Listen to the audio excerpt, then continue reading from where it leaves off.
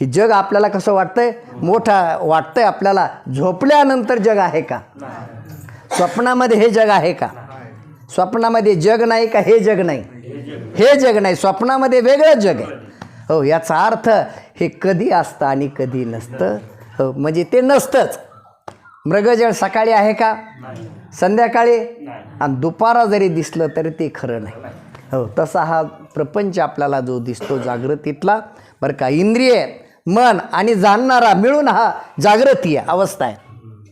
बरं का, ही जागृती अवस्था स्वप्नामध्ये राहते का? स्वप्नामध्ये वेगळाच कार्यक्रम आहे. स्वप्नातली अवस्था ही वेगळी आहे. याचा अर्थ जागृतीतला संसार स्वप्नात नाही आणि स्वप्नातला आतासुद्धा आहे का? पण तुम्ही जागृतीत आहात, आता आहात. स्वप्नामध्ये सुद्धा मला स्वप्न कळालं असा अनुभव सांगता की नाही? म्हणजे जागृतीमध्ये तुम्ही आहात, स्वप्नामध्ये तुम्ही आहात आणि झोपेमध्ये सुद्धा मी आनंदाने झोपलो होतो. झोपल्यावर काही कळावं का? झोपलेल्या माणसाला काही कळतं का? पण आनंद कळतो का नाही? मग आनंद कळतो म्हणल्यामुळे तुम्ही झोपेत का जागे? जागे तुम्ही आहात, पण इंद्रिय झोपले की तुम्हाला वाटतं मी झोपलो. इंद्रियाचा आणि तुमचा संबंध नाही, कारण तिथलं ज्ञान आहे तुम्हाला. जागृतीमध्ये आपण आल्याच्या नंतर ज्यावेळेला सर्व इंद्रिये आणि त्यावेळेला असतात जागृतीमध्ये आल्याबरोबर कार्यव्यवहार आपापला करू लागलं की मी आनंदाने झोपलो असं आपल्याला वाटतं. मग आनंद जो आहे आपल्याला झोपेमध्ये विषय आहे का तिथं काही?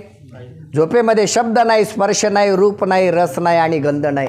म्हणजे प्रपंच तिथं नाही, तरी पण आनंद आहे. हो, आनंद आपण विचार केला पाहिजे. हाडामांसाच्या शरीरामध्ये आनंद आपल्याला मिळतो. ही आनंद वस्तू काय? आणि त्या आनंदाकरता तुम्ही आम्ही सारखं धावपळ करत असतो.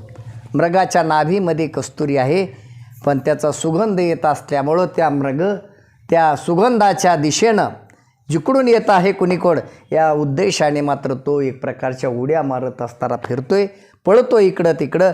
मग तो ती कस्तुरीचा जो सुगंध आहे तो कुठं आहे? त्याच्या नाभीमध्ये आहे, त्याच्या जवळ आहे. पण जवळी आहे परी भेटेना. तसा परमात्मा आपल्या जवळ आहे पण भेटायला तयार नाही. का नाही? स्वतः कळायला तयार नाही आणि दुसऱ्याचं जीव ऐकायला तयार नाही.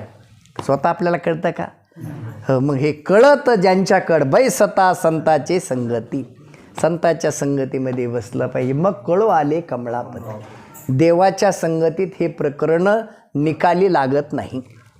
बरं का, लागतं का? नामदेवराय देवाच्या संगतीमध्ये होतं तरी पण मात्र अज्ञान होतं नामदेवरायाला. बरं का, नामदेवराय म्हणजे काही साधे नाही, भक्त होते. भक्तामध्ये